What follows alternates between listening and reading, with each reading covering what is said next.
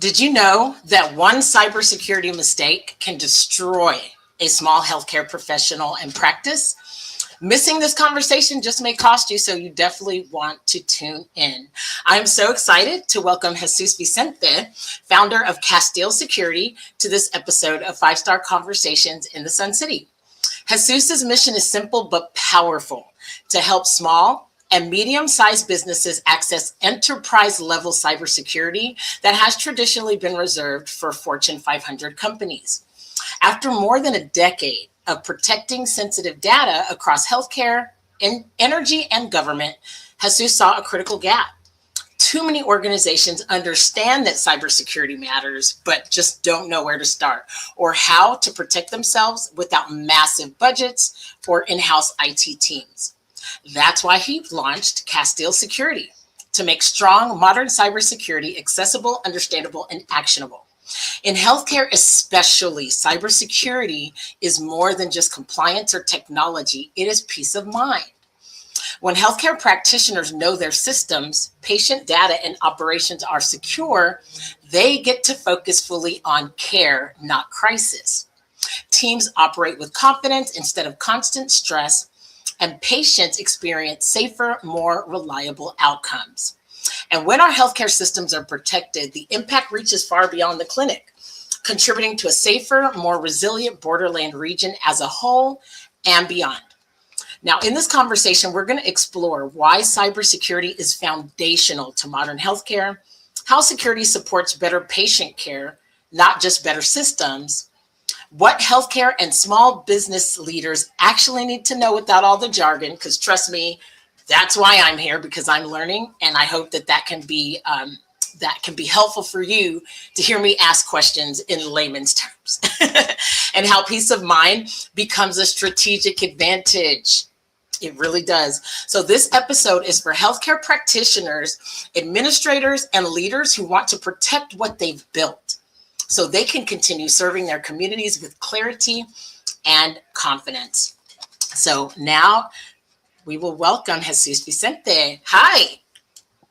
Hey, Michelle. How's it going? Hey, going great. I'm so happy to have you on the podcast because we all know like what the risks are with technology. We understand that, I think, on a fundamental basis, but it can just seem daunting, especially for the small business owner, the small practitioner and practice, to think about, okay, how do I make sure that I keep my system secure? So we're going to get into all of that. But before we talk tech, tell us about you. What moment in your career made you realize that cybersecurity was more than just a job, but a responsibility and an opportunity for you to serve the community?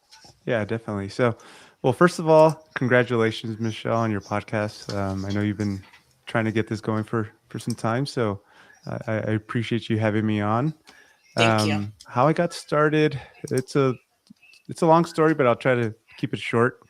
Back when I was in high school, born and raised here in El Paso, right? So, um, I don't come from a wealthy family. My dad was the one that worked.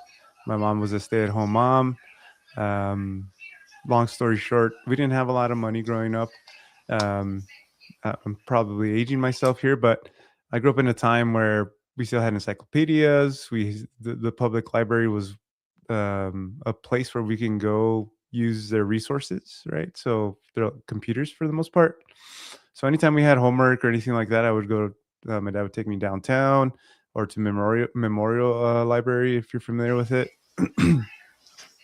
And until they had enough money to buy us our own gateway computer. I don't know if you remember those old gateway computers. So you're saying that you were into encyclopedias at what age?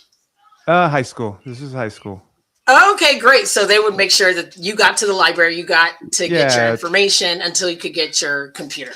yeah. So it was just to do homework, science projects, stuff like that. We need to print stuff out.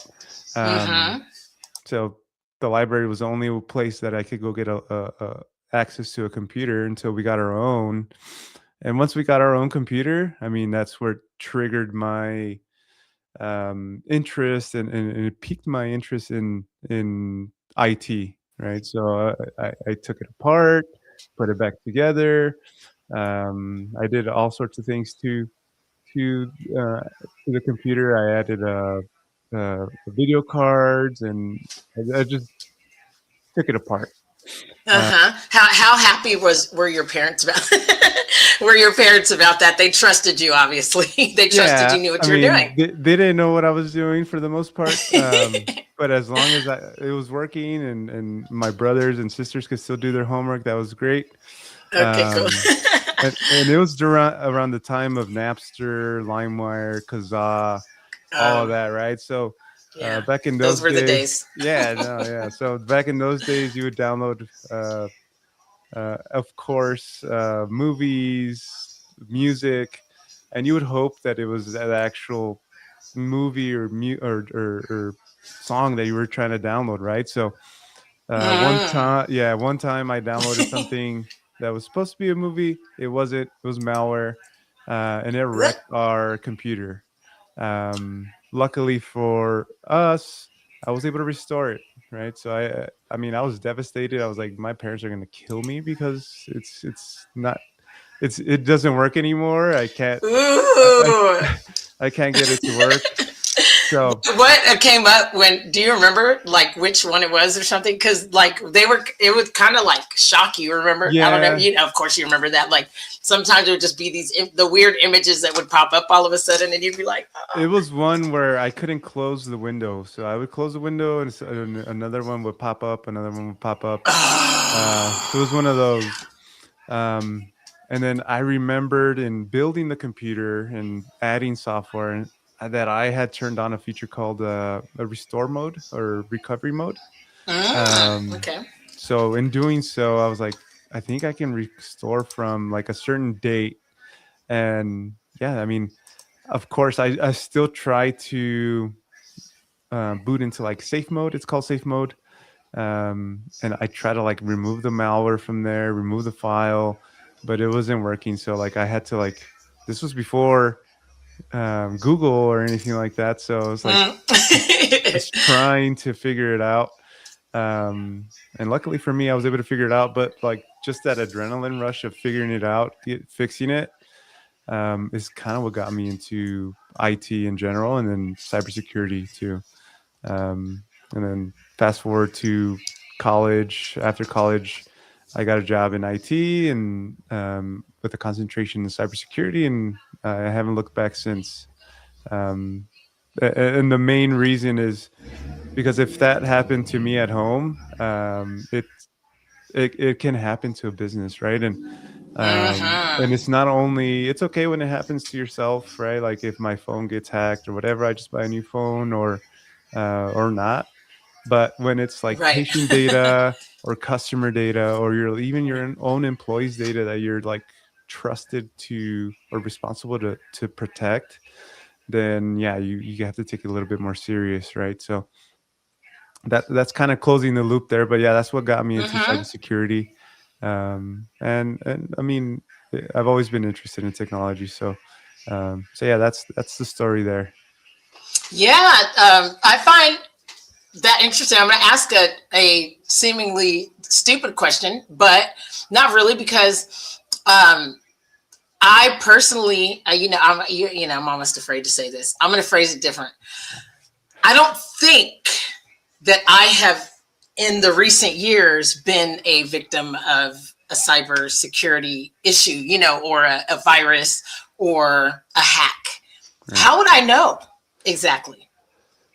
Uh, for the most part, when cyber attacks happen, hackers are after personal data, either Mm-hmm. data, financial data, or just any type of data that they can leverage as their financial currency.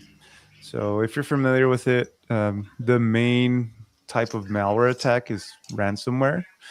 And Mm-hmm. what that is when your device gets locked down, and the only way you can access your data on your device or your computer is by paying a ransom.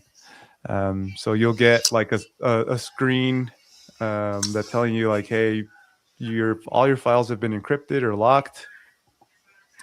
Here's how you pay this ransom. Send an email to this email. So they give you like step-by-step instructions on how to fix that.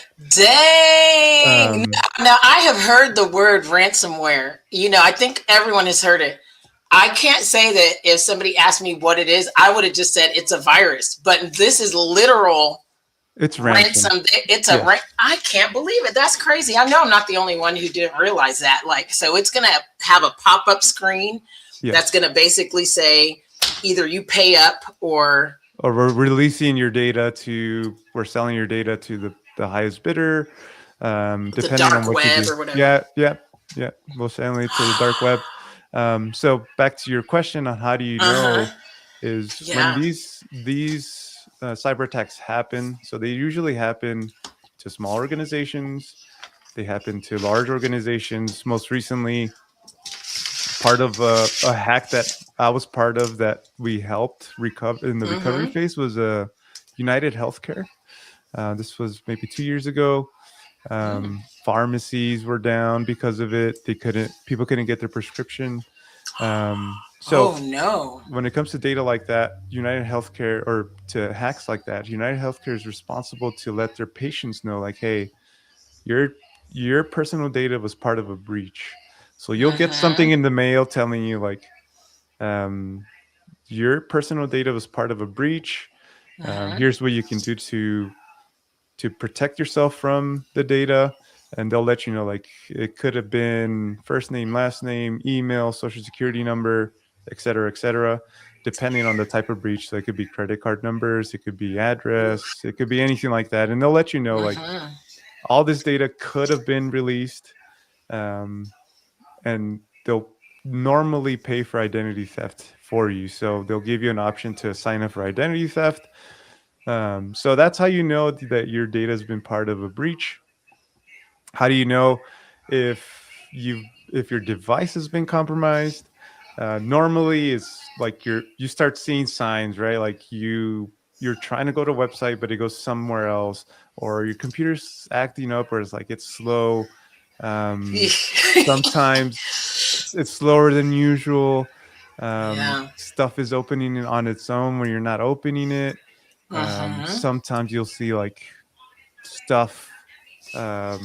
Sometimes like Word documents opening up with gibberish on it, or your keystrokes might be off, right? Or something might be typing when you're not actually typing. So yeah, it could be, all those are indicators that your device might be compromised. But with new technology, with AI, sometimes it's hard to detect without a proper antivirus or a proper software that can help identify or detect those type of attacks. Okay, and that's good to know because, like you're saying, in the one hand, there's ransomware where it's going to be very obvious that you've been compromised, Right. but there's other situations that you may not realize that they are farming your information and some, and your Exactly. patient's data in some capacity just because it looks like everything's smooth sailing, or, maybe this is running a little slow, but that's just the internet or whatever. So it sounds like, based on what you're saying, that it's very important to be proactive in this way, Exactly. which of course it always is. But to be sure, you're going to need to have some sort of technology. You're going to need to have an expert like yourself to be able to do the checks and balances, make sure that there's a baseline of no compromise, if you will, and Right. then set the proper protections in places. Would you say that that's about right? Yeah, and an important point that I did not make, because I was just answering your question directly, but the biggest target is the person, right? The human. So when we're talking about that, we're talking about email. So email protection. We're talking about user identity protection. So some of the indicators there are like, if you have multi-factor authentication turned on, right, when you log into your email, and you get a notification telling you like, hey, a text telling you like, here's your code to access your Microsoft 365 account or your Google or your Gmail. When you didn't log in, then that's an indicator like somebody's trying to access my email. Somebody has my password and is just trying to log in, right? And Yeah. sometimes, Yeah. I would say majority of the times, organizations do not have multi-factor authentication turned on because it can be a nuisance. It could be extra steps. I just want to log in. I don't want to do extra things to log in. And this is goes beyond your email too, right? I mean, banks Yeah. offer multi-factor authentication. Yes. So Almost everything does at this point. I right. mean, you know, So even your social media. And exactly. imagine that for a lot of people, you know, who are building their, you know, have their advertising, their marketing. That's how they acquire customers. If they don't, I actually had a friend that reminds me, because I had a friend a few years ago whose account got compromised, and they said, you know, I thought about it, and they said I didn't turn on multi-factor authentication, and so I can only blame myself a little bit on that. Right. Yeah. So that's a clear indication, like if whether it's your Disney Plus account, your Yeah. bank account, when you get an alert telling you like, hey, here's your code to log into whatever it may be, and you haven't logged in, then you should probably trigger something to say like, well, I should probably change my password, or I should probably look to see if there's a way to I can see who's logging in from where, because you'll get emails sometimes too, right? Depending on your bank, they'll let you know like, hey, is this you? Did you log in from Houston, Texas, Right. on a Chrome browser? And if that's you because you're in Houston, then great. But if you're not in Houston, then that should trigger something and say like, well, something got compromised, right? So yeah, that's what hackers are more after, right? So it's data and identity, right? So users. So that's why for us, we try to protect the user first. So email security and a lot of these tools, like you mentioned, tools, technology, adding technology to your business is important. But a lot of the technology that you already have, it's just turning on multi-factor authentication. So you don't, Oh, I love that. You're right. yeah. Yeah. So you don't have to make a large investment, because to get a successful business or a legitimate business going, you probably need something with your domain on it, right? Like mine is castilesecurity.com. It makes it more legitimate. I do see businesses running on Gmail. I do see businesses running on outlook.com. Depending on the type of business, that's great. Depending on the stage of your business, also great. I mean, you need something to get started. But if you're an established business and you're still using Gmail, especially in healthcare, that's not HIPAA compliant. Ooh, whoa, whoa, whoa. Hold on. Hold Yeah, on. Hold on. I didn't know that. Can we exactly. unpack that a little bit? Because I see that a lot. Yeah. So like I I try to go, I mean, I care about my data. So when I go to my doctor, I go to my dentist, I make sure that they're using something at their clinic's name.com, right? So if I see somebody that offers healthcare, that offers financial services, legal services, and they're using Gmail, depending on the stage of their business, like I said, it might not be something that they can afford at the moment, or they might just be like, well, I just needed to do email, right? But when it comes to like healthcare, HIPAA compliance is important. Sure Gmail, is. Yeah. Gmail on its own is not HIPAA compliant. You have to pay for a business suite of Google Workspace. And then you have to have Google sign a business associate agreement for you. Because if you get audited and the Office of Civil Rights comes in and they ask for this, and you don't have proof that you have an agreement with you in Google, then there could be problems, right? So I know I kind of went off on a tangent there. No, that wasn't a tangent, because I wanted to dig into that, because quite frankly, and I'm just being keeping it 1,000 over here, but I see that a lot. And Right. um, I see it in agencies a lot, that are health care adjacent. So maybe not directly practitioner, but, Right. maybe physical therapist, or, you know what I'm saying? Like, Right. Right.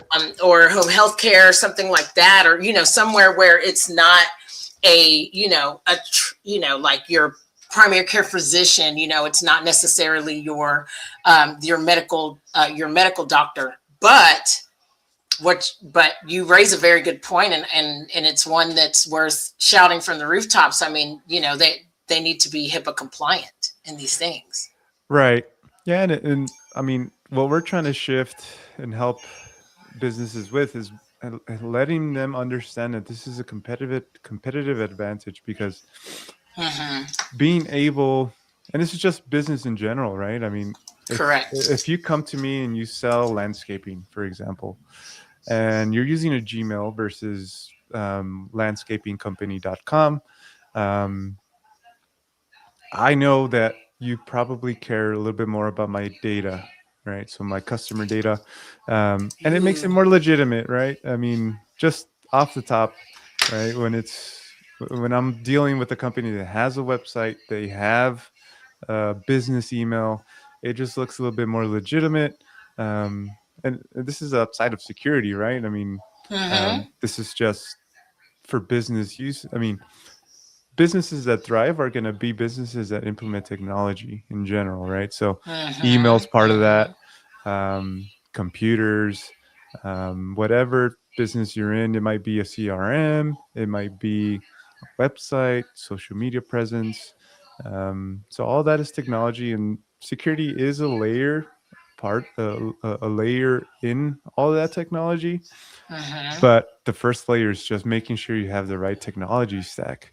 um, Mm-hmm. and once you have that technology stack to so that your business can thrive and scale, you want to make sure it's secure, because at some point you're going to have customers, you're going to have patient data, you're going to have customer data, you're going to have your own employee data, right? So Mm-hmm. last thing you want is your employee data getting hacked and breached, and you're not even aware of it, right? So Truly, truly. And I love also, I kind of want to circle back to your, the big point that you made, that the human component, because right. it sounds like that you start there, Yes.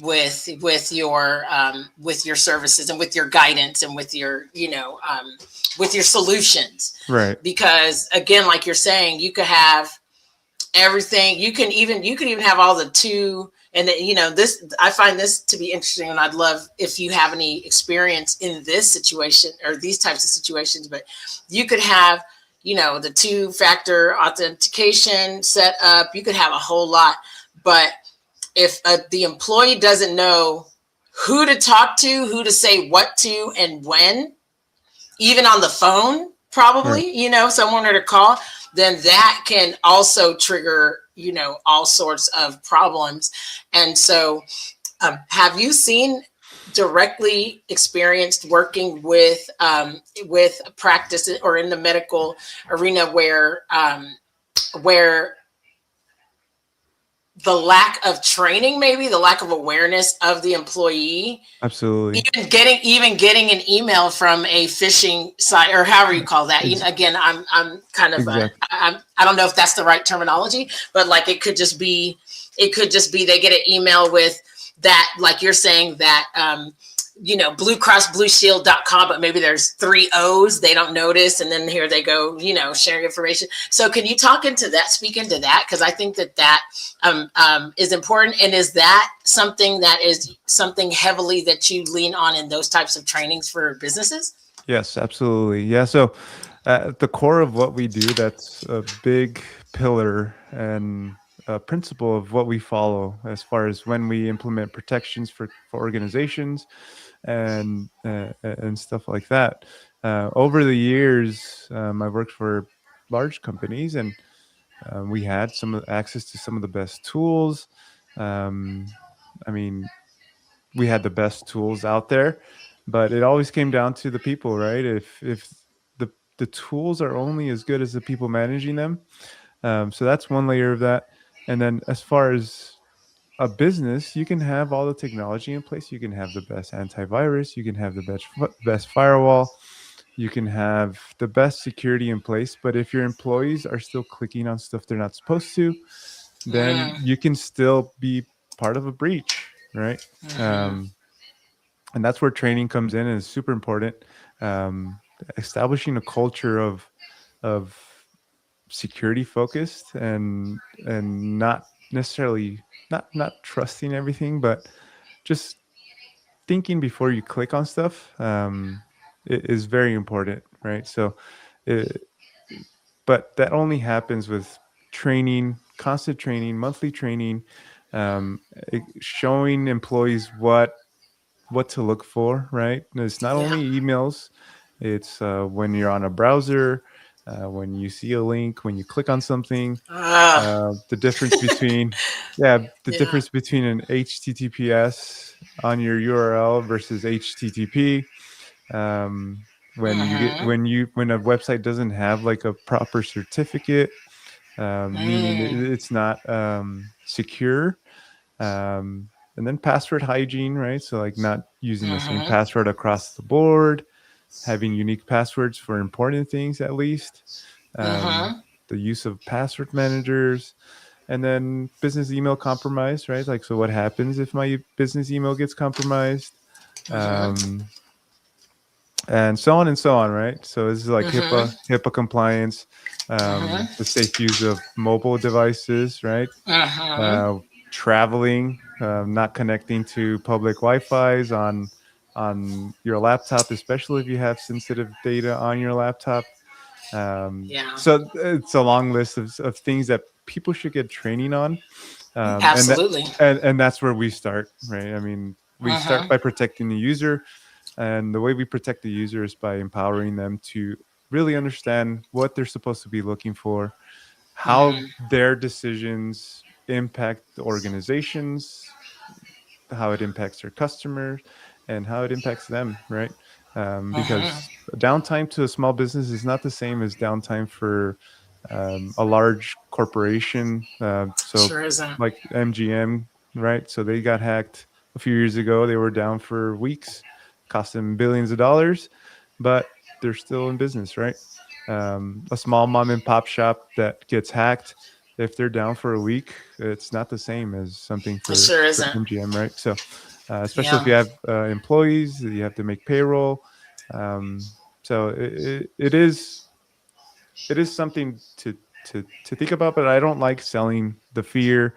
It's just a risk, right? I mean, when it comes to Yeah. cybersecurity, it's a risk you have. It's just like when you pay for insurance for your car insurance, your auto insurance. It's very similar to that, right? So there's things that your automobile uh, manufacturer put in place. There's laws in place to protect you when you're on the road. The same thing with cybersecurity, right? The car, for example, you have headlights to let other people know that you're turning or you're braking. You have seat belts. You have insurance to protect you, so to transfer the risk for when something happens. It gets transferred to State Farm, Allstate, whoever that may be. Same thing with cybersecurity, right? There's cyber insurance. You have technology in place to kind of as the guardrails to protect you from clicking on stuff you're not supposed to, and when you do click on stuff you're not supposed to, so to catch the malware, the ransomware. It's very similar in nature, but so yeah, like I said, users first. We always protect the user, but we take a layered approach where it's user, data, device, backup and recovery, and then governance. Do you find that that start here? Let me see. How do I want to say this? When it comes to cyber insurance, let's say, Okay. working, I imagine that, and I could, and correct me if I'm wrong, I imagine that somebody could be online and they could see, hey, get this cybersecurity insurance, and they'll be like, oh, great, I'll just get insurance. and it'll cover me. So if anything happens, I'm wondering, does working with a company like you, like Castile Security, it is that better for them? Because like according to, and this just came up, so that like according to maybe the contract, they have to have certain things in place before they would pay it out. So having someone like you who can actually make sure they have those things in place, have the documentation that these things are in place, and That's then right. secure them with the insurance. Is that like kind of the process, the way that process would work better? Yes, that's right. This when it comes to cyber insurance, I like to say cyber insurance is not the same as business insurance. As a business owner, I have both business insurance and cyber insurance. Business insurance protects Mm, me for stuff around my business, right? So workers' compensation, stuff like that. Cyber insurance is specific for cyber attacks. And like you said, Michelle, um, cyber insurance companies require you to have certain controls, they call them, but it's just certain protections in place in your business in order for your premium to, well, in order for them to first pay out your cyber mhm. your cyber claim, and then secondly for them to even cover you, right? um Okay. yeah, so you So have to. if they're a good that's a good way, sure tell way to tell if they're a legitimate company. If they're just taking your money, then they're probably not. That may be sus, Right. as the kids say. Yeah, and we've helped organizations where they have cyber insurance, but because on the application, either I'm not gonna say they lied, but they misunderstood what the requirement was asking. Okay. They they misrepresented themselves as an organization. So when they got hacked or they got a breach, when they came Yeah. time to submit the claim, the auditors came in and they didn't have the stuff that they were supposed to have in place when they said they did, and there was no coverage. So, and we're Mm-hmm. talking about an organization out of uh, it's out of state, but they provide healthcare to a large portion of their state, and so there was fines involved. Um, so yeah, Oh wow. that's the conversation there when it comes to cyber insurance. Yeah, they're going to require you to have certain protections in place, Mm-hmm. and we can definitely help with that. But yeah, it's important to understand what they're requiring you to do, right? Or Yes. what protections to have in place. Yes. Okay. So uh, here's a question that I Okay. think a lot of people may be thinking or have thought about or may think they know the answer to. And I would love to hear from you as a cyber security guru, okay, as an expert. And that is Mac or not. If you have all Mac iPhone devices, all products of, does that make you less liable for a cybersecurity attack actually? I'm Not gonna liable. That may be the wrong word. Less likely. likely Yeah, to be. likely. Yeah. Yeah, no, I understood. I'll answer it how most cybersecurity professionals would answer. It depends. It depends on your behavior, your habits, right? So if I have an iPhone and I have Instagram, I have LinkedIn, I have a ton of apps on there that require passwords. I store a bunch of data on there. I don't have Face ID. My password to log into my phone is 1234 versus an Android that I do not have much many apps. I just use it to call and text. I do have a secure password. Um, it, it the Android's going to be more secure, right? Mm-hmm. Um, Mm-hmm. so it comes down to the habits. It comes down to the behavior of the user, right? So that's why Okay. we always start with the user, whether it be for personal protection when it comes to Mm-hmm. your mobile devices, um, or or for your business, right? Because even if I have a MacBook and I'm clicking on links I'm not supposed to, I'm downloading things that are not meant for Mac, um, and I'm a risky user, then the likelihood of me being part of a breach is a lot higher than somebody that is more risk averse, or it doesn't isn't taking those high risks with the Windows machine, right? So we've seen attacks, on Macs, we've seen attacks on Windows. There are a lot more Windows devices in the business environment, so I mean the numbers are a little skewed there, where more attacks happen on Windows machines. But it's because they're just more business friendly when it comes to a lot of what organizations try to do, right? As far as the Okay, yeah. general business goes, right? Than a Mac would be. As far as protection, you still need to protect both the same. So hopefully that answers your question. Yes, yes, it absolutely does. I feel like that's always been a kind of that's been a concept, and I never knew if that was a myth. Like, oh, if you have a Mac, you're not going to get hacked because you have a Mac. And I feel like a lot of people think that, and so they may have like all iPhones, all Mac, MacBook. They may have the Macintosh, the desktop. But what you're saying is, essentially because of the fact that most business is done on Windows, then naturally there's just going to be more of a risk there. But it's not necessarily due Right. to its technological prowess or anything like that for the Mac. Right. Yeah. There is a lot of upkeep for Windows machines, but for a business, I mean, I'm a business owner myself.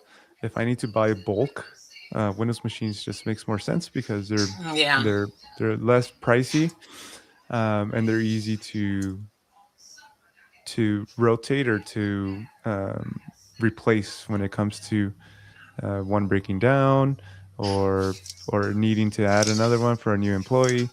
But they both, Windows and Macs, require constant updates. Windows more than others, um, or Windows more than Mac. But then again, there's Linux operating system, so I didn't even bring that into place. Oh yeah, that's true. Yeah. Yeah, Linux can be seen as even more safe than Macs. Oh, Um, okay. but like I said, it just comes down to user behavior. Everything's in the cloud now, so everything's very Truly. user based, um, email based. So like to log into QuickBooks, to log into HubSpot, to log into all these applications that I use to run my business requires an email. It requires a password of some sort. So that's why we focus on the user. Like if we can train you It to requires a user. It requires a human at the end of that. I right, mean, right, at least now, we'll see what yeah. happens in the future. But for now, humans are still in. Yeah, and I'll use the same analogy I used before, right? When it comes to driving a vehicle, some of us are a lot more risky drivers than others, right? Some of us go a little Truly. bit above and beyond the speed limit. Some of us drive without the seatbelt on. Some of us drive with our knees because we're eating or we're putting our makeup on. And some of Those us must be are, very talented individuals. yeah, and some of us are very cautious, right? Some of us are very, Right. very defensive. Some of us are very proactive. Same thing applies when it comes to cybersecurity and your Yeah. business, right? Um, Yeah. so yeah, hopefully that helps wrap it all together for you. Yes, that does. Thank you so much. Okay, so I think this is an important question and an important way to address this. So I would love to hear your take on this. Okay. Many leaders think, especially we're talking about small, mid-sized businesses, but let's say particularly small practices that are either just getting started or they may have a roster of patients. And it's just them and maybe a couple of other supporting administration staff or whatnot, and they may just think, well, we're too small to be a target. Why would they want anything from us? Right.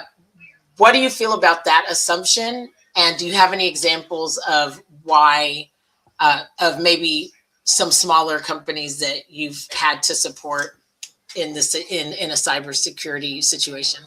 Yeah, so that company I was telling you that's out of state, they're classified as smaller business. But Oh. to address one of your points first, as far as um, we're smaller, why are we a target? That's Mm-hmm. precisely why you're a target, because Mm. bigger corporations have the budget, they have the staff, they have the team and the capacity to protect themselves. I'm not saying they don't get hacked, but hackers want the low hanging fruit, right? I mean, Mm-hmm. if I'm a Don't hacker, we all? I'm I'm gonna hack something that's easier, especially now with AI.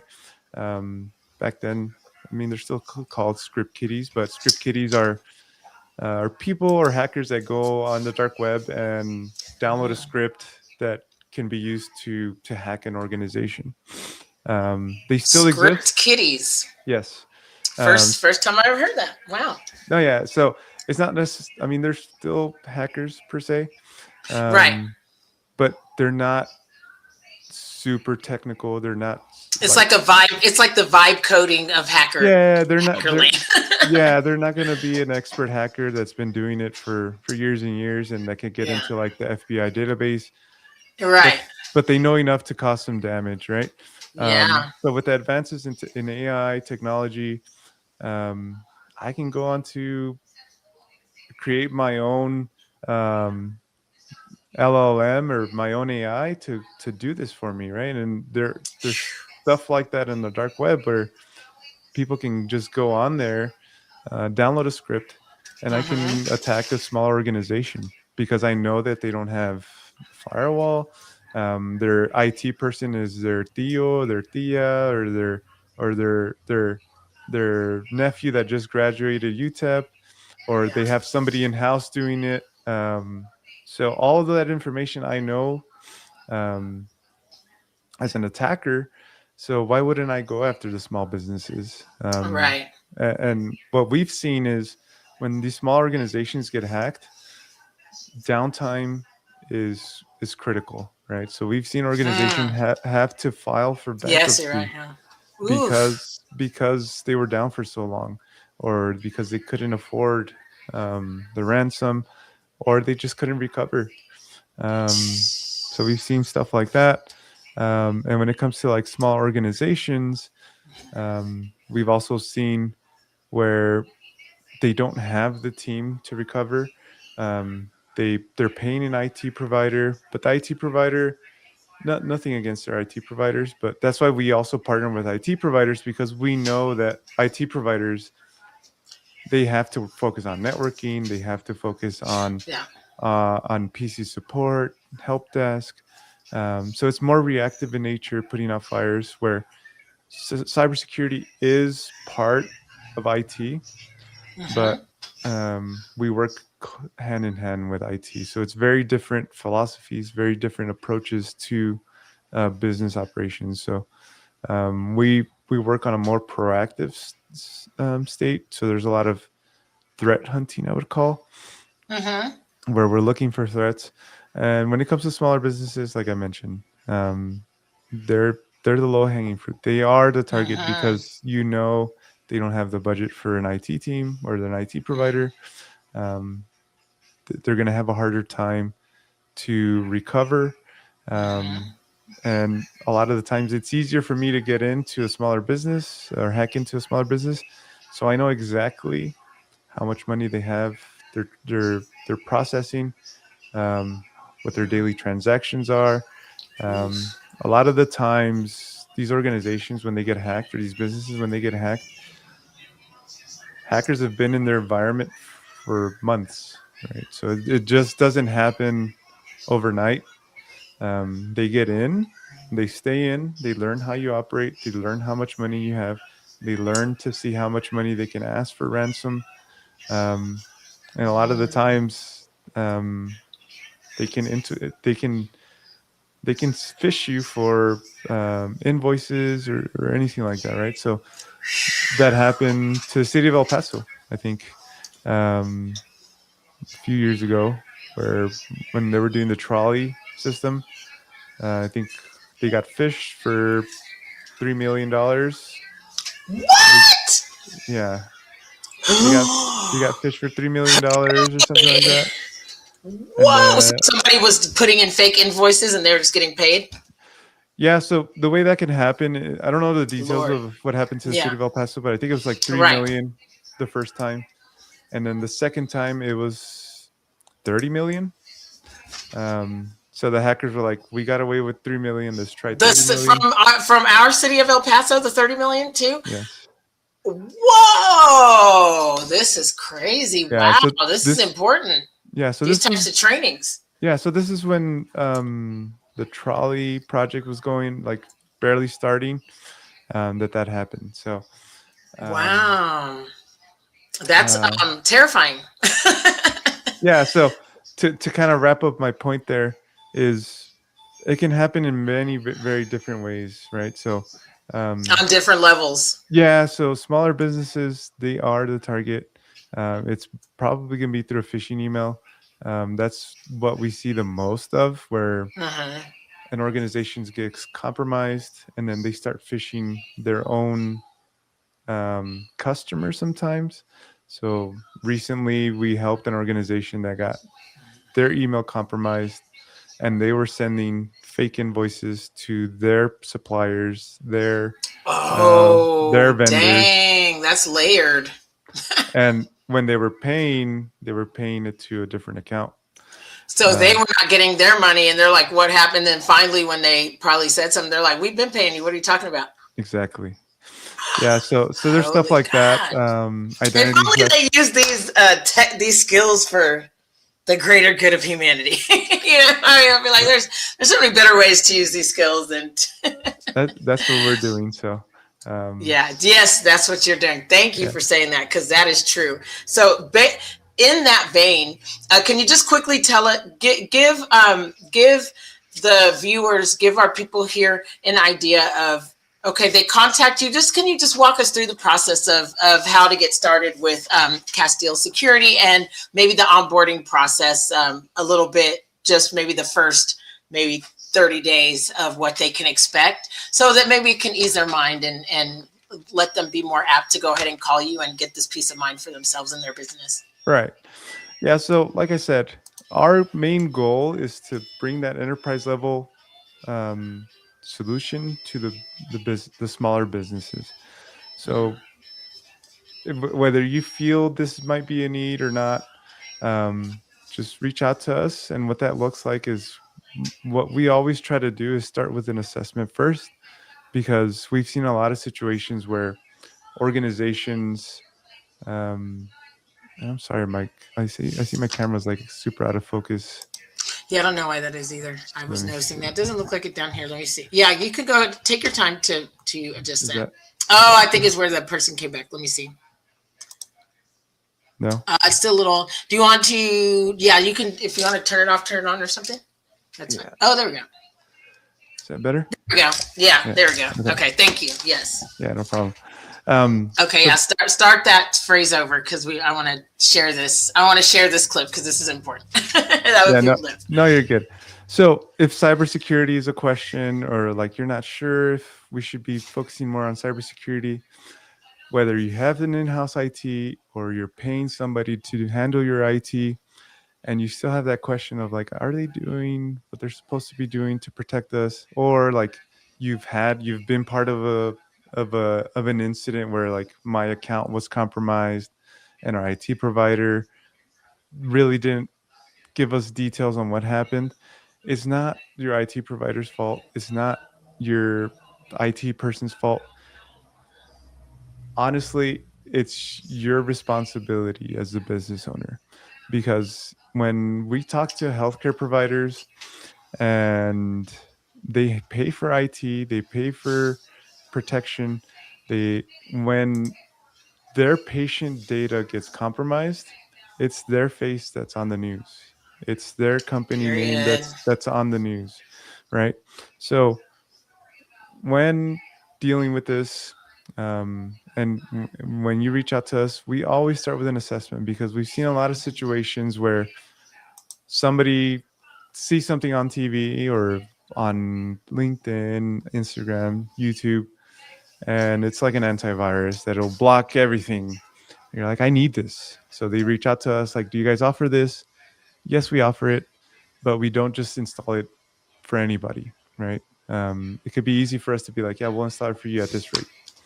But we don't like to do that because a lot of the times when we do an assessment, we realize and we identify that an organization or a business needs more protection on the user side because people are clicking on stuff they're not supposed to. So that's why we always start first. Let's find out where you are, right? What do you have in Mm-hmm. place? What protections are you currently paying for that we can probably fine tune to improve? Because, like I said, a lot of the security that you need, you're already paying for. You're just not aware of it, right? So there's a lot of Right, features. right. Oh, that's so true. That's There's a so lot. true. There's a lot of features in Microsoft 365, Google Workspace, and that's why I say it's important to pay for a business account with them because Mm-hmm. they have security in place that you just have to fine tune that we can help you identify. Now, Love that. if you need to add more technology because you're a larger organization, you have all these devices, then yes, we will help you identify that. If you need to find out who your highest risk users are that are clicking on stuff they're not supposed to, we can also help you with that. If you need to train your employees, we can help you with that. That's why we always start with that, with the user protection, because, like I mentioned, whether it's protecting your Mac, your mobile device, it all starts with the habits, the behaviors that we ourselves employ when it comes to cybersecurity. So, if we can train your employees to identify phishing emails, if we can train your employees on what safe password management is, if you can Mm-hmm. train your employees on what not to click on, what to look out for, you're reducing your risk substantially as an organization. And you might not need a next generation firewall. You can just do with a basic firewall that's configured properly. You can Mm-hmm. do with a basic antivirus or a more comprehensive antivirus as opposed to adding 20 different solutions to your technology stack. So that's why we always start with an assessment. And what that looks like is Fantastic. you give us a call. Hey, Okay. Michelle, thank you for calling in, or thank you for meeting with me. Let's find out where you are. What technology do you have in place currently that's protecting you? If you don't know, then we can help you identify that. Okay. Do you currently have an IT provider? Are you working with somebody who does your IT? Oh, it's me. Normally, it's either me or I have somebody else that helps me. Well, we can work Mm-hmm. with them to identify what you're currently doing. We can test what you're currently doing to make sure it's supposed to be doing or that it's doing what it's supposed to be doing. And Mm-hmm. then after that assessment period, which is 14 days, we do a 14-day assessment. We come back to you and we let you know, like, hey, here's your top 10 um, things to do over the next 90 days. So we quantify your risk. We let you know, like, hey, for an organization your size, with the number of employees that you have and the number of risks that are in place or the number of Mm-hmm. vulnerabilities that are in place, this is how much a typical cyber incident is going to cost you. So it could range from $5,000 per incident to $2 million Mm-hmm. per incident. And we'll let you know, here's all your sensitive data. It's all on your domain controller, or it's all on this one device. We should probably focus on protecting that one device more than we would other devices. So we Okay. do, Okay. we just don't take the approach of like, here's all the technology that you need. We tailor it specifically to your needs. We meet you to where you Fantastic. are in your budget. Yeah. If it's out of your budget, then we just give you practical advice on how to better secure yourself, right? And then Okay. after those 14 days, like I said, we give you a comprehensive report. We give you a list of step by step on what to do. You can do it yourself. You can give it to your IT person. They can do it for you, or we can help you with it. And then after that, if managed services is something that we can help you with, where we implement security, we implement the technology, we manage it for you, we let you know, we handle alerts, we prevent um, business account compromise, we help you identify phishing emails, we prevent phishing emails, we protect the links in emails. So once, if that is something that fits for you, then we come on board for managed services, and we don't do long-term contracts. It's month to month. And like I said, we meet you where you are. We're not trying to sell you a long list of solutions. If one solution is all you need because you're a small organization, then that's what we provide you. So yeah, hopefully that gives you a little bit of clarity as far as how we operate and what we're trying to do here.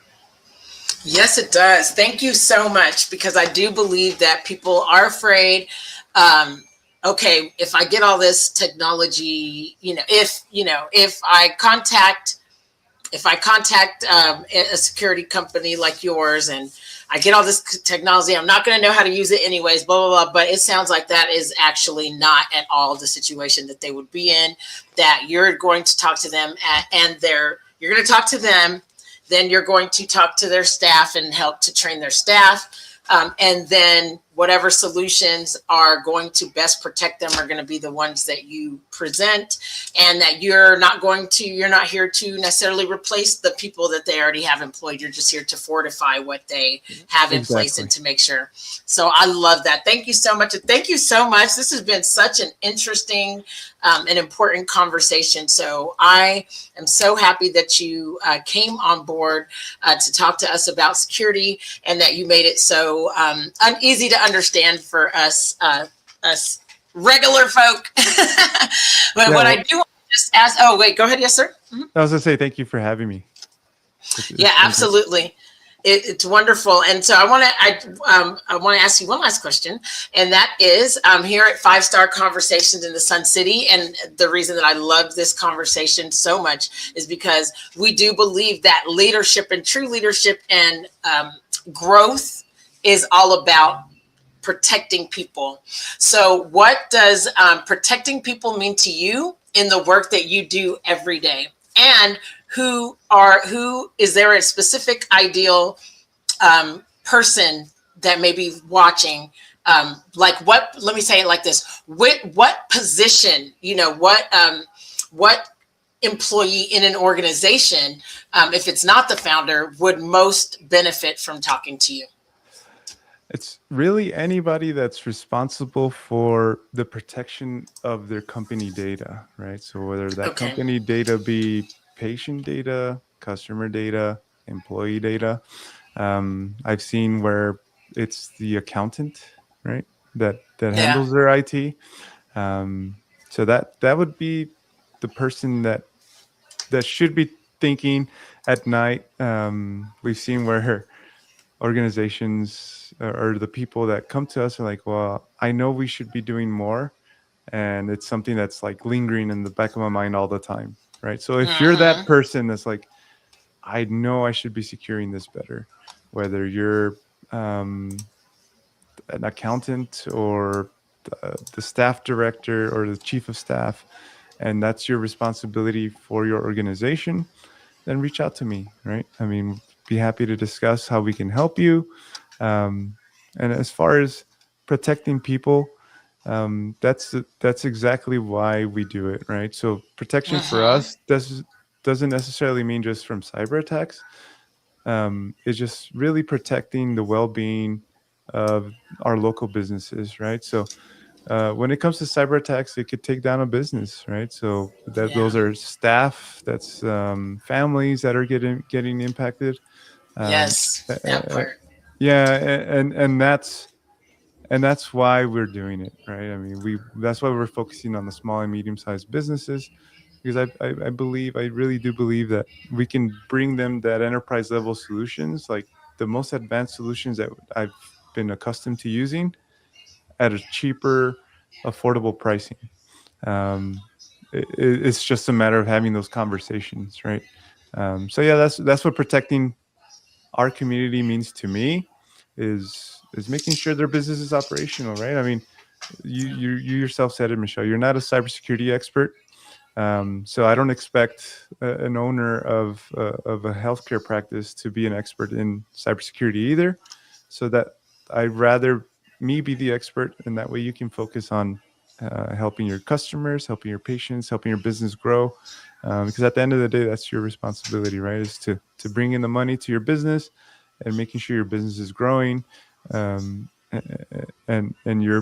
you're able to fulfill your mission. So if you can take that off your plate, cybersecurity is off your plate, and we handle it for you. We're accomplishing our goals. Love that. Thank you so much. Where would you like people to most find you? Of course, I know you're on LinkedIn, but what's the best way for people to get in touch with you? So people can find me on LinkedIn, Jesus Vicente. You can find me at castilesecurity.com. That's our website. And you can reach me at my cell phone, 915-995-2495. And then you can also email me at jesusv@castilesecurity.com. Thank you so much. Thank you so much for your time. This has been an incredible conversation, and I can't wait for people to be able to learn more from you. So I want to thank everybody for watching today. I am so grateful that I was able to bring such an incredible guest. Make sure that you watch this several times, but don't just watch it. Go ahead and give Jesus at Castile Security a call. It's 2026. We're at the top of the year. Get started right, just so you have that peace of mind. And I trust that you're going to walk around with, a little bit of your head held more high, knowing that you have got the right systems in place, that your employees are well trained, and to figure out and to focus on, what is the right and wrong thing to do when it comes to IT and security.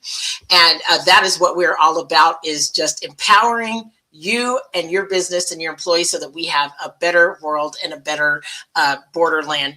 So here at 5-Star Conversations in the Sun City, we spotlight the people protecting, healing, and strengthening our borderland, one real conversation at a time.